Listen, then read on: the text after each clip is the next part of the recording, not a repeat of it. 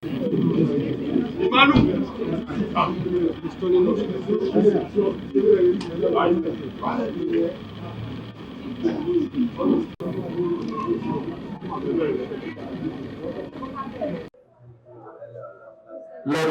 and gentlemen,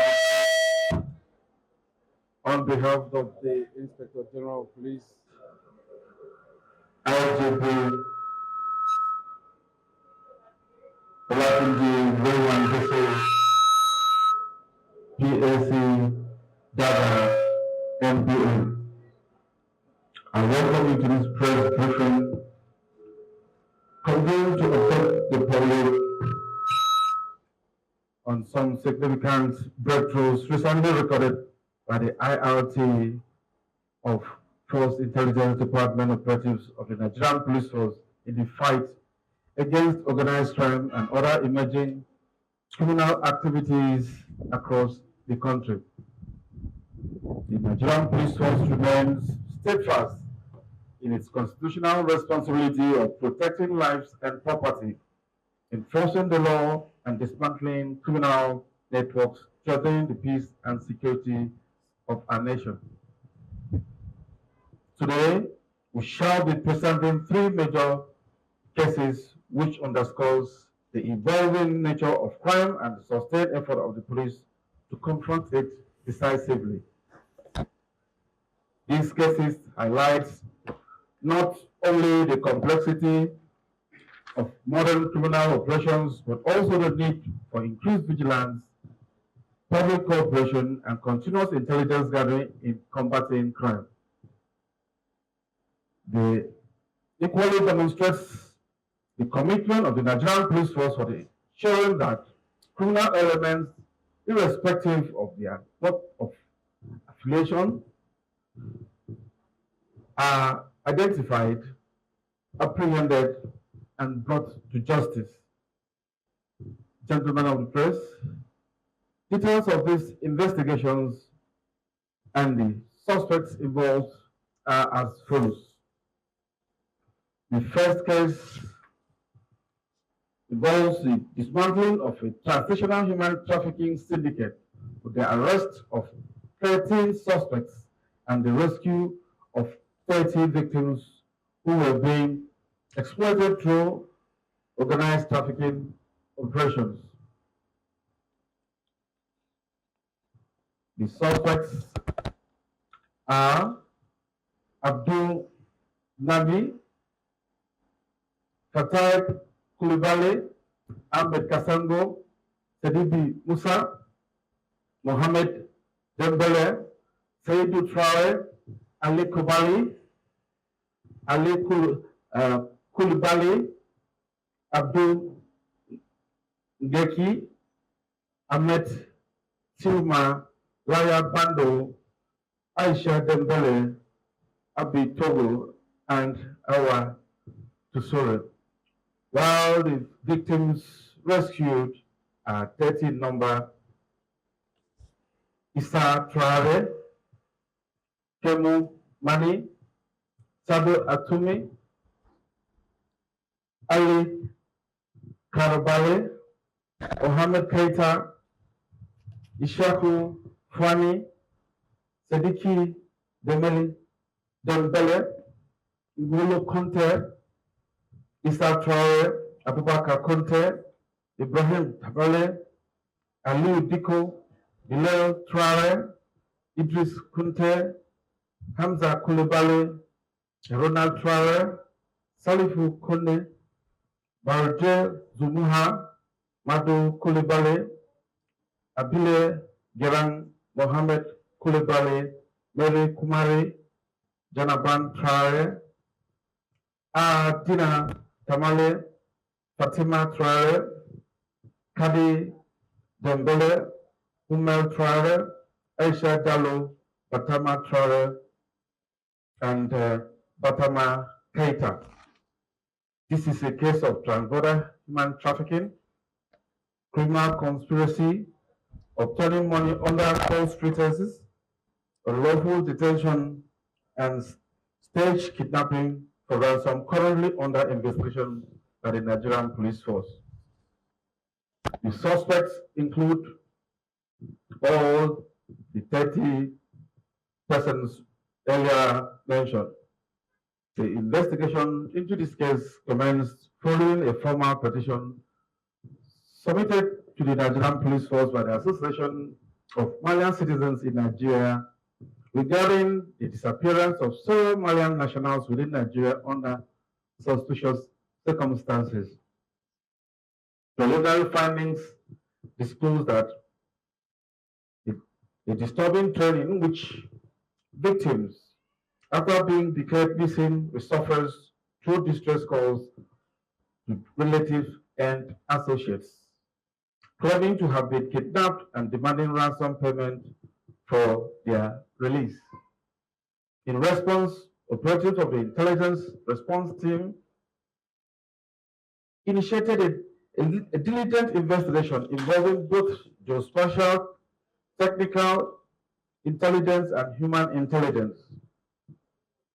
The operation, which lasted 17 days, uncovered a sophisticated transnational trafficking and fraudulent exploitation network operating within the Federal Capital Territory and the neighboring communities. Investigations revealed that the syndicate led by Mgbeke specifically targeted vulnerable young persons from West African countries, particularly Mali and Gabon, by falsely promising them opportunities to travel to Europe, especially Spain, or other options to secure high-paying employment within Nigeria. Victims were instructed to pay approximately 120,000 naira as transportation and processing fees.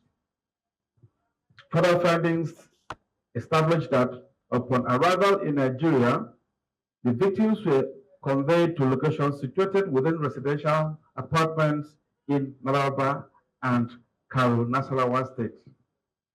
At these locations, had their movements restricted and were compelled to make additional payments amounting to 150,000 naira under the guise of investment fees for wellness, product, and business schemes. Those victims unable to make additional payments were subsequently coerced into participating in staged kidnapping schemes orchestrated by the syndicate. Under this arrangement, victims were forced to contact their families in their home countries while pretending to be kidnapped victims, thereby inducing relatives to remit ransom payment into accounts controlled by members of the syndicate. Acting on credible and actionable intelligence, operatives of the IRT on the 7th of May 2026 conducted a well-coordinated operation to search two of these residential locations along Barrister Road, Rogam Dakachi, Nasarawa State. The operations yielded positive results, leading to the rescue of 30 victims, all identified to be Malian nationals, held under exploitative and restrictive conditions. 13 suspects directly linked to the operation of the syndicate were also arrested during the operation. The Nigerian Police Force is currently collaborating with the Immigration Service and the Embassy of Mali to facilitate the proper documentation, protection, and safe repatriation of the rescued victims. Investigations are also ongoing to identify additional collaborators, including persons who may have assisted the syndicate in securing accommodation, facilitating logistics, and concealing the illegal activities under the guise of legitimate business operations. The second case of criminal conspiracy, armed robbery, kidnapping, and unlawful possession of firearms involving a three-man syndicate with a strong family connection. The suspects currently in custody are Musa Adamu and Yusuf Rabo, who is a biological son of the victim, Alhaji Rabo Jelani, as well as Ali Haruna, the victim's grandsons, now at large. Exhibits recovered in this particular case includes one AK-47 rifle with empty magazine. Investigations reveal that Musa Adamu connived with Yusuf Rabo and Ali Haruna, resolved to abduct their own father slash grandfather, Kalaji Rabo Jelani, on the premise that he was wealthy and possessed a large head of livestock. Ali Haruna was found to have supplied an AK-47 rifle belonging to his father, which was retained and deployed for the operation, while Yusuf Rabo and Musa Adamu each secured each sourced additional AK-47 rifle. The syndicate operated a structured sharing arrangement in which proceeds from criminal activities were distributed among members, with deductions made for the procurement and use of firearms. The victim was abducted and taken to a forested location nearby. Thereafter, Yusuf Rabo assumed the role of principal negotiator, coordinating communication with the victim's family and issuing ransom demands. Investigations revealed that the first kidnapping of the victim resulted in the payment of a ransom sum of 2 million naira. From this amount, 1 million naira was deducted for the firearms used, while balance was shared among the conspirators. The subsequent abduction of the same victim was later carried out, resulting in the payment of 4,500,000 naira.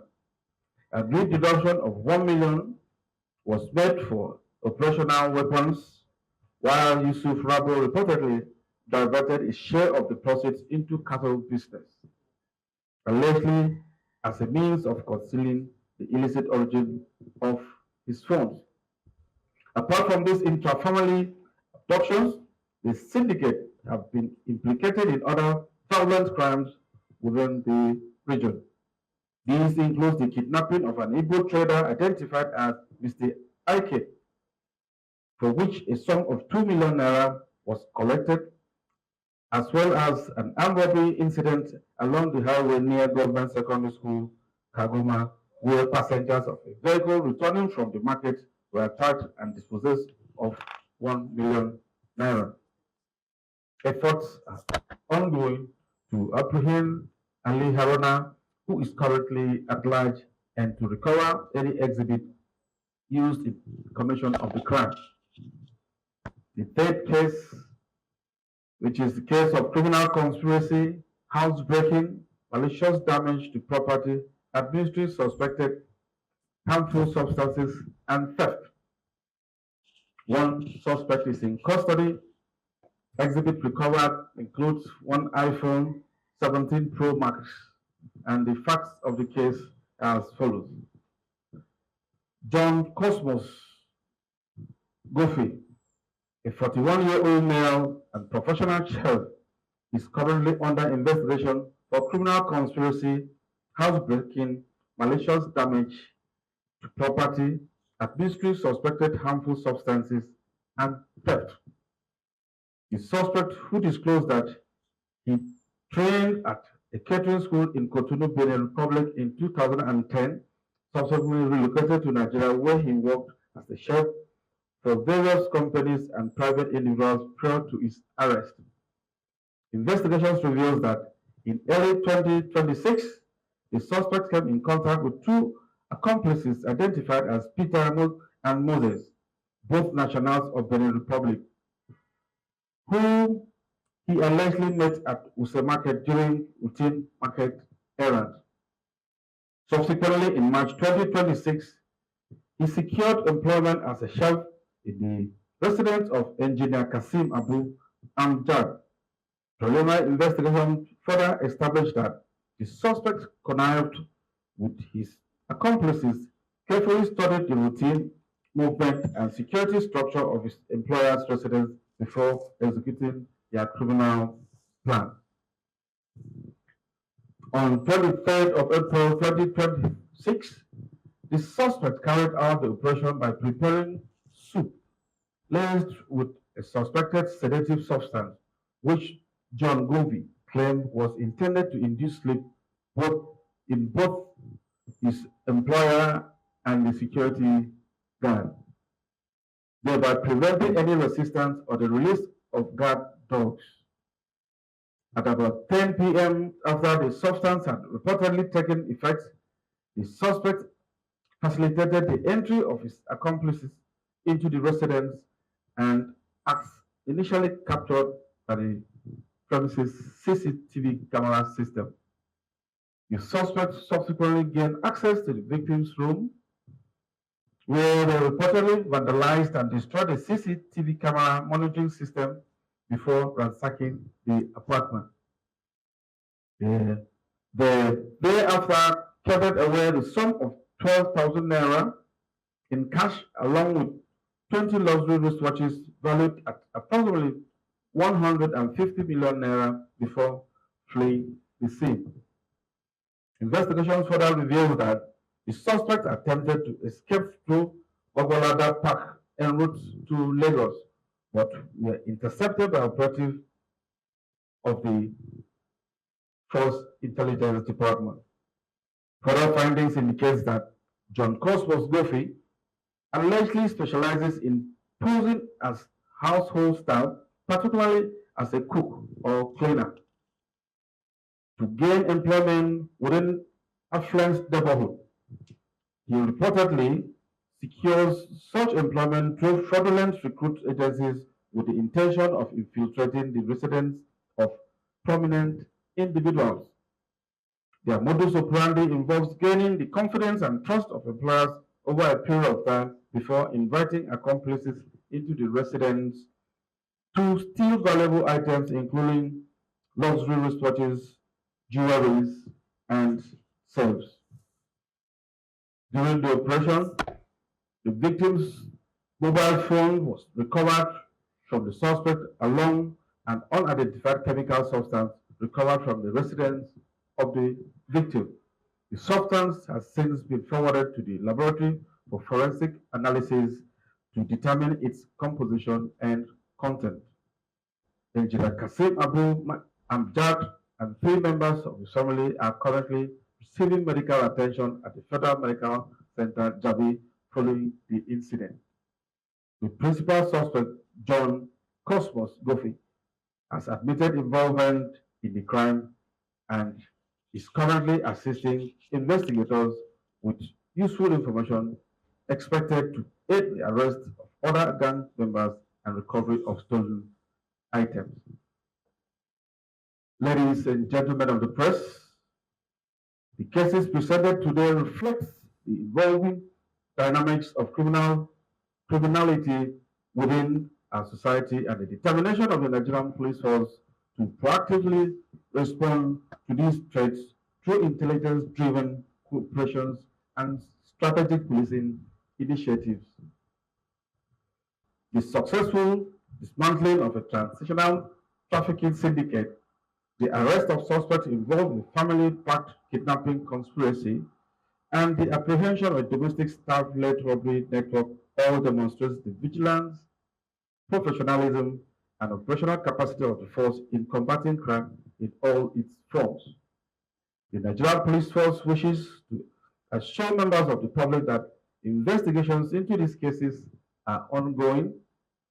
Efforts are being intensified to apprehend other fleeing suspects, recover additional exhibits, dismantle connected criminal networks, and ensure diligent prosecution of all persons found culpable. We also use we would also like to use this opportunity to advise citizens to remain security conscious, exercise caution in the engagement of domestic staff and unfamiliar agents, and promptly report suspicious activities to the nearest police formation or relevant security agencies. Public support and credible information remains critical to the success of policing efforts nationwide. At this point, I would like to invite DCP Adamu Mwazo, who was directly involved in the investigation, to say a word or two about the case. If you can look to my right there, some of the suspects and the victims of that trans-border crime. Mwazo, over to you. Gentlemen of the press, the presentation just concluded by the Prof. has been very informative and advisory. These cases selected were very deliberate because of the lasting content of the cases, especially the rescue of the Malians and the case of domestic staff. Members of the public need to be guided, advised, and conscientized when it comes to the issue of neighborhood and community surveillance. The Malians victims were rescued as a result of the complaint being channeled out to us by the Malians in diaspora. But we were able to succeed because of the cooperation we got and information from the members of the public. The victims were mostly being kept in the outskirts of communities. They normally do it deliberately. They will get houses that are far from the normal residences where movement and human activities are limited deliberately so that they will perfect and continue this act of deception. As rightly said by the first PPRO, the perpetrators of this act normally lure young men from their nation with deceptions of getting them white-collar jobs. And as soon as they come down to this country, they'll be held captives and be deceived and will be forced to channel out pictures that shows inhuman treatment to their families down to their nation, compelling the family to send down money. Investigation is still ongoing, and we hope to make further breakthrough because we have been informed that there are some pockets of houses and compounds that are housing some of these African nationals, mostly Malians, Senegalese, and Ghanaians. The second case, that is that of the chef, which is so very disturbing.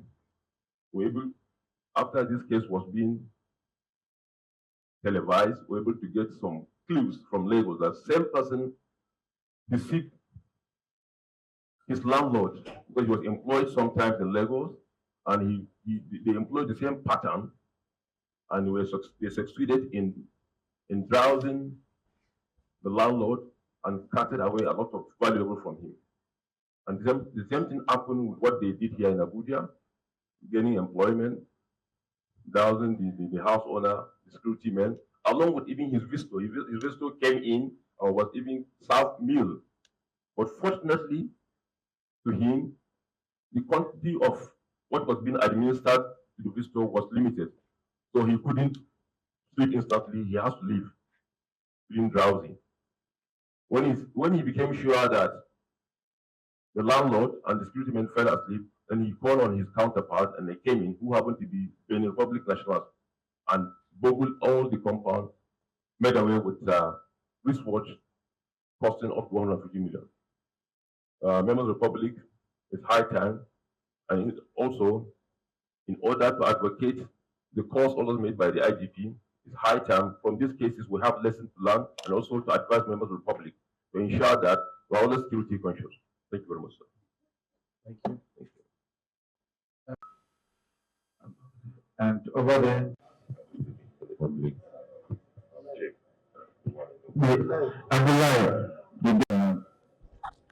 and the brain behind the crime. Over there, we have three suspects from Benin Republic that masterminded the sedition of their master's food, such that if they fall asleep, they will ransack the house and steal valuables and disappear. But incidentally, they were not lucky enough.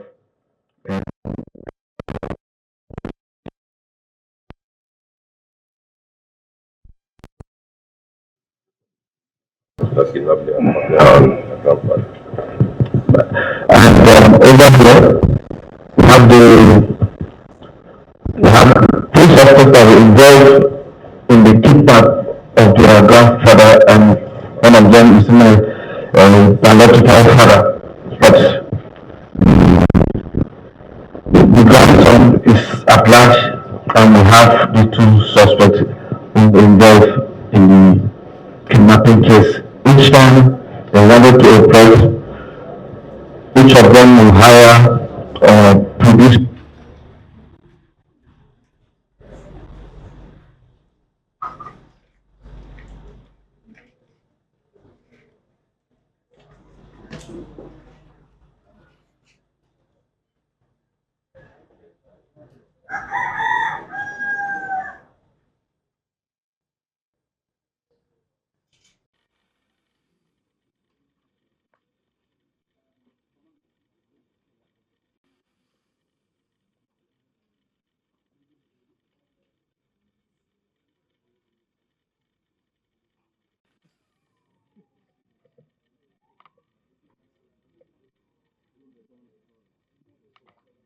As I said earlier, each time somebody can produce two AK-47, whatever ransom they get, they will set aside 2 million for that purpose.